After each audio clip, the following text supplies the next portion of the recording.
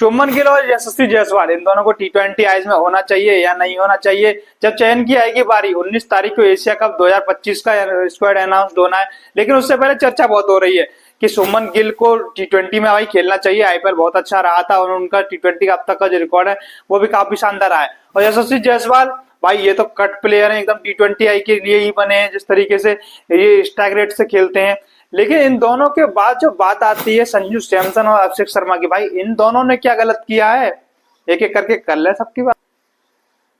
Hello, स्वागत है आपका हमारे YouTube channel Crick Talk V में। आई रियली होप कि आप सभी स्वस्थ होंगे और आपने स्वतंत्रता दिवस काफी अच्छे से सेलिब्रेट किया होगा। हमने किया भाई, झंडा फहराया और जिस तरीके से जो स्वतंत्रता दिवस रहा, एक बहुत अच्छी लाइन है कि मतलब आप आजाद हैं, आप आजादी का जश्न मना रहे हैं, तो आपको उनका तहे दिल से शुक्रिया अदा करना चाहिए जो कि हमारे जवान बॉर्डर पर खड़े हुए हैं।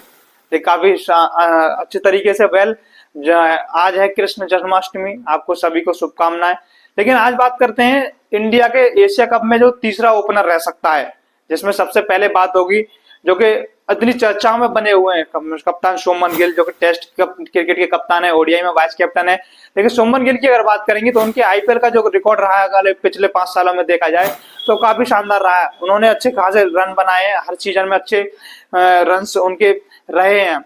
लेकिन जिस तरीके से पिछले कुछ समय से वो टी20 से क्रिकेट से बाहर चल रहे हैं, तो वहां पर उनकी गैर मौजूदगी में ये कह सकते हैं कि उनका स्ट्राइक रेट की उनके अगेंस्ट जाएगा। जिस तरीके से सिर्फ एक ही चीज है जो कि शुभमन गिल के अगेंस्ट जाती है, जो कि उनका है स्ट्राइक रेट, जो कि 130 का है। और टी20 क्रिकेट में, आज की मॉडर्न डे क्रिकेट में 130 का स्ट्राइक रेट कोई मायने नहीं रखता।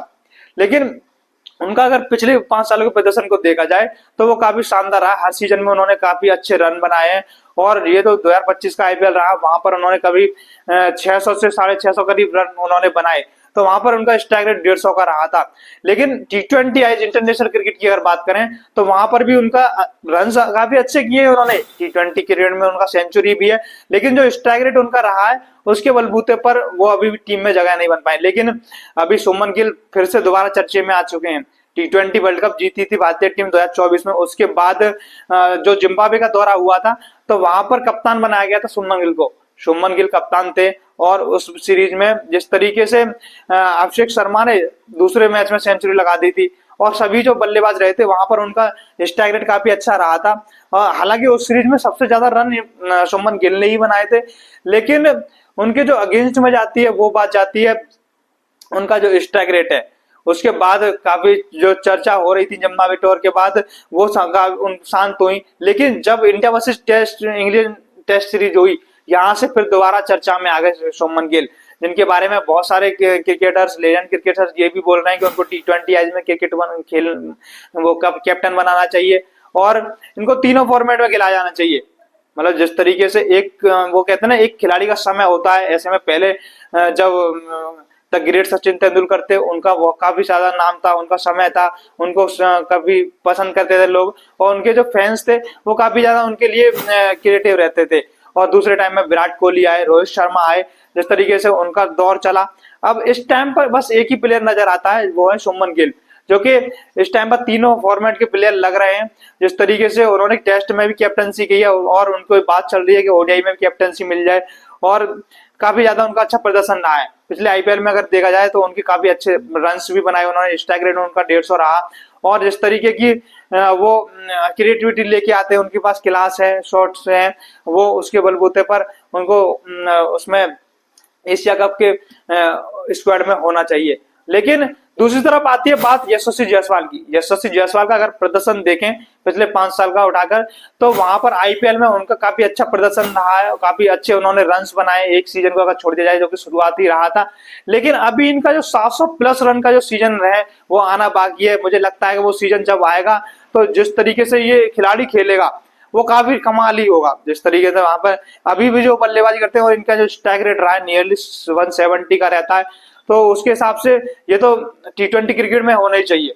मतलब अभी जो सूर्य कुमार यादव की टीम जो कि जिस तरीके से टी20 क्रिकेट में जिसने डोमिनेटिंग मोड एक्टिव किया हुआ है, जिसमें शुरुआत से अगर देखा जाए तो जो लास्ट हमारी जो प्लेइंग 11 जो रही थी वहां पर साउथ अफ्रीका के खिलाफ खेले और खेले थे श्रीलंका के खिलाफ, मतलब T20 वर्ल्ड कप के बाद अगर देखा जाए तो वहां पर उन्होंने 12 मुकाबले खेले, 5 इंग्लैंड के खिलाफ T20 क्रिकेट खेले। तो वहां पर जिस तरीके से शुरुआत से ले लो, मतलब अभिषेक शर्मा, उनका स्ट्राइक रेट रहता है नियरली 200 का, सबसे ज्यादा स्ट्राइक रेट उनका रहता है। तो ऐसे में काफी डोमिनेटिंग क्रिकेट खेली है, काफी अटैकिंग क्रिकेट खेल रही है सूर्य कुमार यादव की टीम। तो वहां पर यशस्वी जायसवाल फिट हो सकते हैं, उनके फेवर में ये बात जा सकती है, उनका स्ट्राइक रेट। और जिस तरीके से उन्होंने जितने भी मुकाबले खेले T20 क्रिकेट में, वहां पर उन्होंने अच्छा प्रदर्शन किया, अच्छे रन भी उन्होंने बनाए। लेकिन अब बात आती है, अगर ये दोनों में से टीम में आते हैं कोई भी, तो उसके बाद टीम T20 क्रिकेट से बाहर कौन जाएगा। उसके बाद अगर देखा जाए, दोनों ओपनर्स काफी अच्छा कर रहे हैं।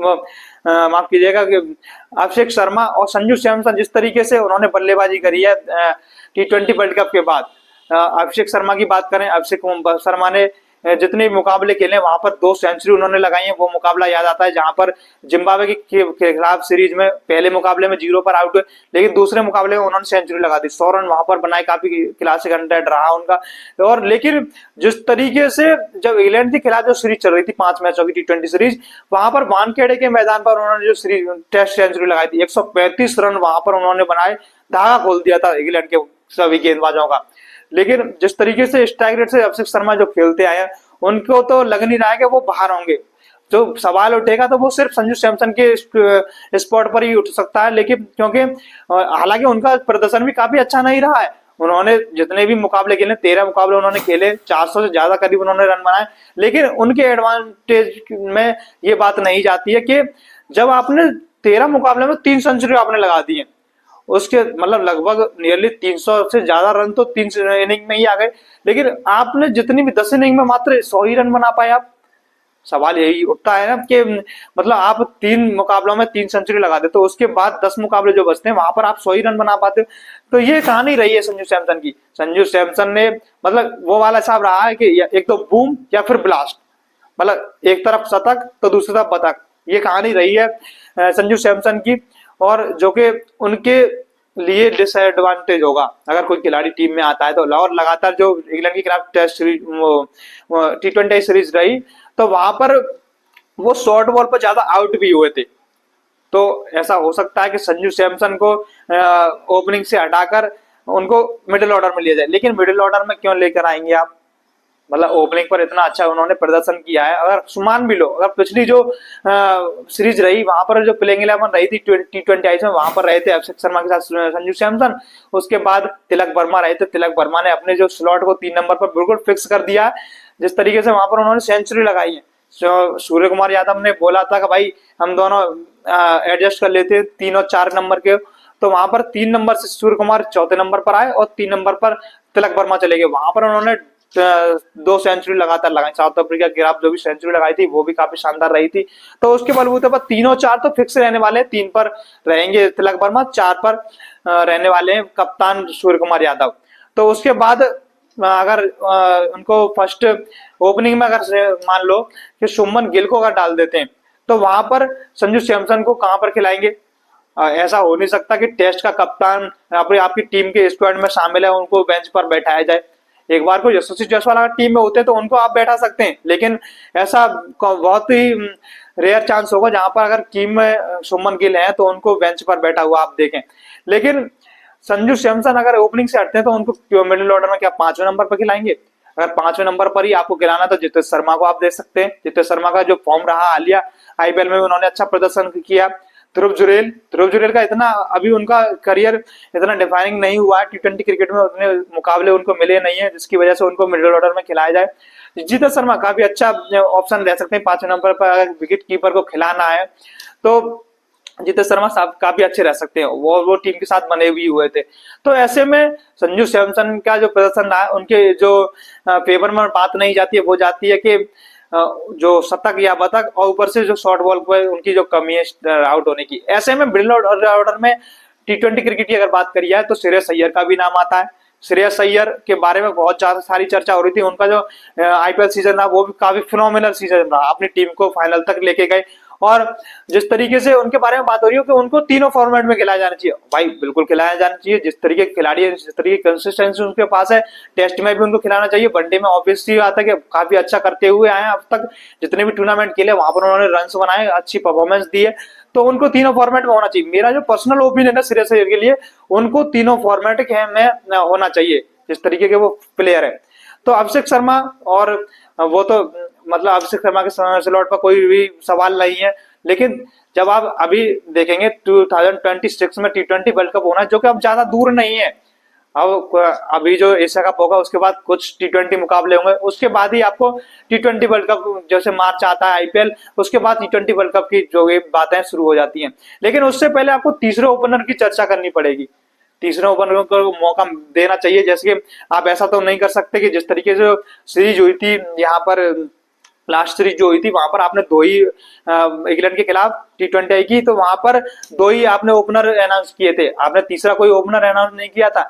ऐसा आप T20 वर्ल्ड कप में नहीं कर सकते कि आप वहां पर दो ओपनर्स लेके जाओ और वहां से अचानक से कोई भी इंजर्ड हो जाता है या फिर कोई खेल नहीं पाता है, तो वहां से आप मतलब अर्जेंट में या फिर यशस्वी जायसवाल को बुलाओ या फिर गिल को बुलाओ, ऐसा फिर नहीं हो सकता। आपको पहले से ही तैयारी करनी पड़ेगी कि आप तीसरे ओपनर को तैयार करें, उनको कुछ मुकाबले दें, उनके परफॉर्मेंस को देखें और उसके हिसाब से T20 वर्ल्ड कप के लिए सिलेक्शन किया जाए। वेल, आपको क्या लगता है कि यशस्वी जायसवाल और शुभमन गिल में से किस ओपनर को तीसरे ओपनर के लिए रखना चाहिए? आपको do you let me in the comment section. Well, मेरे पास आज के लिए बस इतना ही है। जब तक के लिए वीडियो को अगर नए तो वीडियो को लाइक कर दो, चैनल को सब्सक्राइब कर लो, जैसे कि हमारी जो भी क्रिकेट से रिलेटेड जो भी वीडियो होगी वो आप तक सबसे पहले पहुंच सके। Thank you, take care, bye bye.